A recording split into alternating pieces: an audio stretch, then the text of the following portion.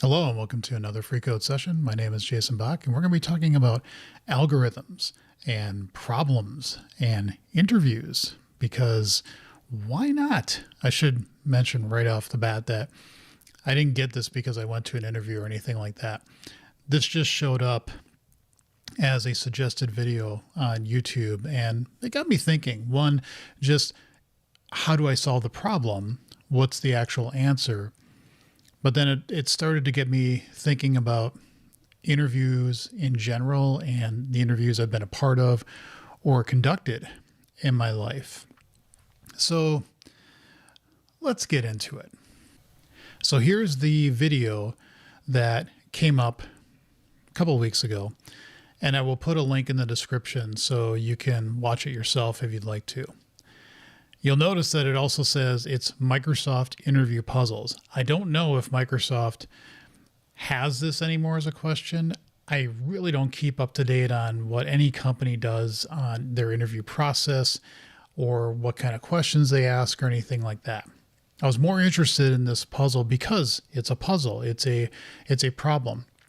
And as I've said many times in my videos, I'm not the greatest at this. When I did the Advent of Code last year in 2022, I was amazed, stunned actually, at how fast answers were submitted. I just can't do that. It takes me time to read the problem, to understand the boundary conditions, what the problem is actually saying, and even then I don't always get it right. I do these problems because I find them fun and I want to keep exercising that brain up here in my head and try to keep things fresh. So let's go through the problem and talk about what are some ways to approach it, how far I got with it, and what the actual answer is. Because I got close, but I didn't get it. So this is basically saying that you have a building with 100 floors, and one of the floors is the highest floor, and it can be dropped without breaking. By the way, I don't want to read this verbatim, and this is a very small point for people that when you do presentations, don't put wall text up there and just read it, because people can do that themselves. I try to stay away from that. In any event, I said that verbatim because that actually is a point I would ask if this was brought up to me in an interview, which is, does that mean I only have to check 99 floors? Because if there's one floor that is the highest floor that won't have a breaking egg, then that means at least floor 1 will be safe. Now, I'm not sure if that is what the problem is trying to state, and it doesn't affect the eventual solution. But it's also something that over the years that I've learned just in solving problems with my day-to-day job, it's important to understand the context of the problem and what are the rules and what is important, what isn't important. So basically what you have to do is find the maximum safest floor. It could be at 10, it could be at 25, it could be at 77, it could be all the way at the top. But if you drop an egg from a safe floor, you can reuse it. If you drop an egg from a floor that is unsafe, it will break. So how do you find the highest floor where an egg can be dropped without breaking? And you only, again, have 2 eggs. So take a moment to solve this if you want to yourself and to see what solution you come up with. What I did is I realized that this is an optimization problem in that you have to generalize this for the worst case. And what you come up with may not be ideal for other floors if that's the floor where it breaks, but that's okay. Again, you're trying to come up with something that for any floor, it's the best approach given the constraints that you have. You only have 2 eggs. So one that you could do is just start from the bottom and go up. Well, that's not ideal because every floor is potentially a safe floor and you could go all the way to the top and that's when you'd break the egg. Technically, if you broke it at the 99th floor, you'd know 100 is the unsafe floor because there has to be one floor that is also where you're going to have a break. Well, technically, maybe that's not the way the problem is worded, but you get the point. You could go all the way to the top. And not break an egg. So that kind of search isn't ideal. As a side note, you'll save an egg because you'll never break the second egg. And then you can use that to make brownies or something, to give you more energy because of all the energy you've had to waste, go up every single floor and come back and get the egg and go up again. So that doesn't work. Binary search would be ideal if you had enough eggs to handle the worst case. And I believe in this case, it's like 7 eggs, maybe. Could be, I think, maybe 8. But the point is, you have to have that many eggs. If your floor was 12, you'd start at 50, break it. Start at 25, break it. You're done. You can't search anymore. So that doesn't work. If you had enough eggs to cover the case, then yes, it would. That's not the constraint we have here. So binary search won't work either. What I started to lean on is, could you skip floors? So could you start, saying we know 1 is safe, so should we go to 4? Let's skip 3 floors. And then if it breaks, you have to go down to 2 and go up to 3. Okay. If 4 is safe, you go up to 7. If that breaks, you go down to 6. You go down to 5 and then you go to 6 and so on. You just keep going up. And then when the first one breaks, you have to go down and incrementally go up. And then I said, well, what if you pick a 4 skip floor strategy or a 5 skip floor strategy or on and on and on. And so I did some Excelling, which I'm not good at, but I came up with this and I calculated all the values here. And then I looked at the summation on each floor of how many guesses does it take. And as you can see, it seems like it's the square root of the number of floors you have. These green numbers here are the ones where it's optimal or it's ideal. Okay, this isn't, that square root value may not be correct, but you can see that as the number of floors increases, that the 10 skip approach is the ideal one that will give you the minimal amount of lookups that you have to do for each floor if that was the one that you're trying to find. So I thought, okay, that's probably the best approach you can get, but there was something in the back of my mind that said, I bet there's a better way, and there is. So what the author gives as the solution is what's called balancing linear drops. And so essentially you can watch the video and go through all the math and the argument yourself. But what you try to do in this case is do your first jump a little bit higher than what I was suggesting. And then every subsequent jump in your search gets 1 less. And in fact, for this example, your first jump should be 13.651. You can see the math formula there. So given how many floors there are, you would just solve for X and that would be your skip value. And then this is what would be for the worst case. And this ends up being a better solution. In fact, this is the solution you should use. This is my linear skip column here. And as you can see, when you get around 85 floors, that's where it starts to win out. That's where it becomes the best choice. And in fact, out of all of them, yes, that is going to give you the minimal amount of searches. I got close. And the author of that video does acknowledge that, that skip strategy is better, but it's not ideal.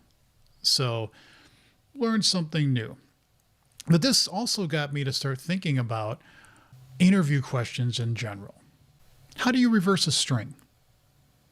Did you ever get that as an interview question? I remember hearing that from friends of mine when they would interview for jobs, or that would be one of the questions you get. How do you reverse a string?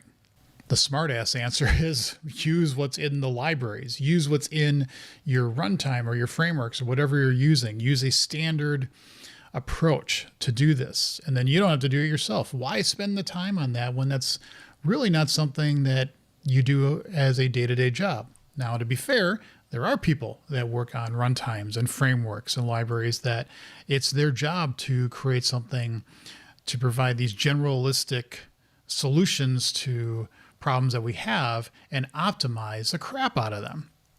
So, fair point.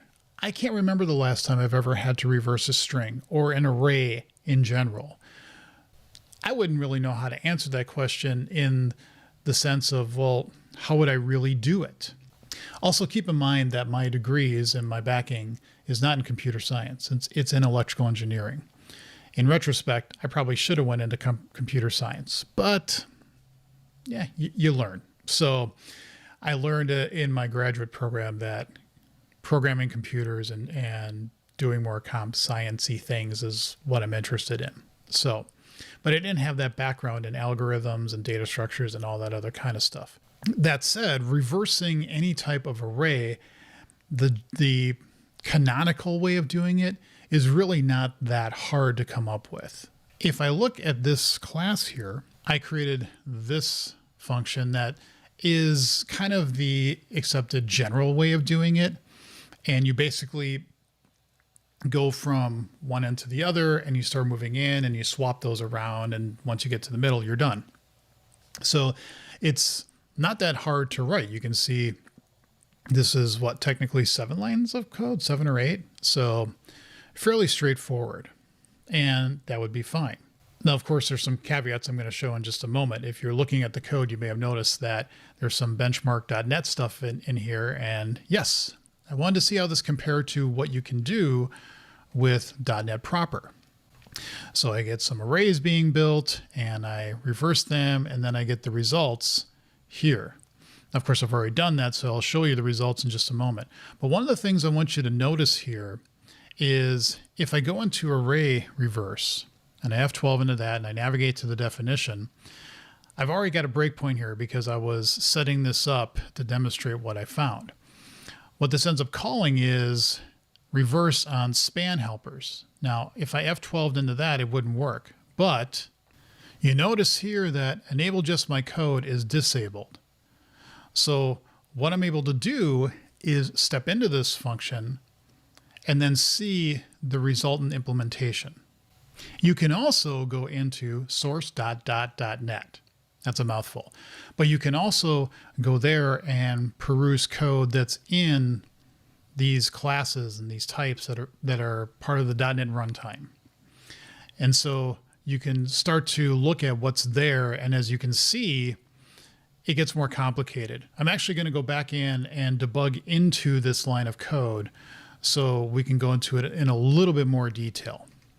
Though I do want to state right now, you've probably already seen things like unsafe as, or now here, ref memory marshal, get array data reference. There's definitely some optimizations here that may be a little bit tricky or maybe a little bit unsafe that you wouldn't want to do in your code as a standard operating procedure, because these things you have to be a little bit careful of when you use them. But in any event, let me get into that function so you can see what's going on. We're at the point where we're actually going to do the reverse. And if you notice, we're doing things with nint. Those are native integers. Again, that's something that's very common in typical code that I see on a day-to-day basis. We're also using vector 512. Now there's a check there to make sure that it's hardware accelerated. In other words, does the hardware that I have on the laptop that I'm doing this recording on, can you actually do stuff with a vector 512? And then there's another check here as well. But if that's true, then we're going to start doing some things with vector 512s and loading data in an unsafe way. And then you can see we do this shuffle with this create and this store unsafe and blah, blah, blah. But the point of why this is done is that this makes things much faster because you can do a lot of data manipulation with one instruction. Whereas the one that I gave as the canonical example doesn't do that. It's 2 values at one time. That's a little hand wavy there, but one time. This can do more. And so that gives you much better performance when you run the reverse method on an array rather than hand coding it yourself. And again, as I mentioned before, this class has 2 ways of reversing, both with the native way or the method that I created. And then what I did is I went into the program here and just made sure this was uncommented, so it ran. And then I also changed my build to being in release mode because that's what benchmark.net forces you to do. And that's the right thing to do for optimization purposes and what have you. But what happens when we run this? What are the results? So as you can see here, When your array is small, the difference is somewhat negligible. We're talking 2 to 4 nanoseconds. But it quickly becomes worse and worse if you even have a 10,000 integer array. The native implementation is an order of magnitude faster. And I would imagine that this trend just keeps going the bigger your array gets. So it's clear that when somebody would ask me, how do you reverse an array? If we generalize it to an array, I would say use what's in .NET. But of course, what's interesting now is that you can start to look at all this source code. You could come back here to span helpers and start going, well, what does load unsafe do? And why are we doing this create with these values here? And why are we doing this shuffle here? And like what's actually going on? Why does this make this so fast? And that's the nice thing about things being open source, is that you can take that time and look into what these are doing to get a better understanding as to how this makes things even faster. But getting back to the original question, how do you reverse a string? You notice I've got that line of code uncommented. If I uncomment it and I run this code, well, you're going to get something that hopefully isn't offensive to anybody. I have no idea what those words mean, but that's reversing the string. But this is easy in the sense of these are just very simple characters. Of course, what I'm also doing here is a reverse as a link extension, because a string can be an enumerable of char. So I reverse that, then I to array that, and then I pass that new char array into a string. Not very efficient. As far as I can tell, there is no way to natively reverse a string. I could be wrong in this, but it doesn't seem like there is a string reverse. In fact, when I was preparing for this, I said string.reverse, and there's nothing like that, unlike what you see with array reverse. And there's a reason why, because it gets pretty insidious. I'll have a link of this article in the description, but this talks about how do you reverse a string that contains surrogate pairs. You ask, what is a surrogate pair? It's bad things with Unicode. That's being very unfair. It's the fact, though, that strings and Unicode and all these different characters, like they have an example down here where you're trying to reverse characters in different languages, and it gets very complicated in a hurry. So to actually reverse a string isn't as simple as just swapping the characters like what I showed you before. It can get far tougher than that. And this article goes into very minute detail and other links that you can look at if you want to get into how would you actually reverse a string in all cases. That's also where I would say you'd want this to be something that is generalistic for any sets of characters that you run into, because it's not simple. And this is where I started to think just in general about interviewing questions and interviewing people that I've done in the past, interviews that I've been a part of, and how do you do the right thing? How do you find people that are at a level that they can do what they say they can do? Because I've interviewed people that have said they're senior at some senior level or even a higher level than that. And I've asked them a question that when I ask technical questions in interviews, I've typically said, I'm just asking these to get a feel for where you are. What I'm really looking for is just how do you handle the question? You know, what's your process in terms of solving the problem? I'm not looking for the answer necessarily, because somebody could be very intelligent and be kind of nervous in an interview, and that's understandable. That doesn't mean that they can't do the job. So I don't want to discount them for that either. And so when I ask a question, I'm just saying, just answer as best you can. You know, that's what I'm looking for, just the discussion that you have. Do you ask more questions about the boundary conditions? Do you ask more questions about, well, what is this really for? But I've been surprised when I've asked some people that have very lofty titles how much they struggle with very simple questions. do they really have these capabilities of problem solving? Because it's not about a language. I don't even restrict them to a particular language. I just say, use whatever you want. Use pseudocode for all I care. What do how would you approach this problem? So I do think you need to have some kind of Q&A in there, though I'm always looking for people to ask me questions too when I interview them, because they should know like what the other person is like and what the other team that they might be on is like. And also, to be fair, if you're interviewing for a job where you're going to be doing very low-level technical things, or you're going to be creating these libraries that thousands, if not millions of people are going to be using, you definitely need to know your stuff. And I think it's fair in those cases to ask detailed questions, because you want to know where somebody is at. I'm not a fan of the interviews where people are asked to spend hours and hours of their own personal time coming up with presentations and documents and code and all this stuff to quote unquote prove their capability and their worth. I actually find that very counterproductive, and I'm loath to be part of a process like that.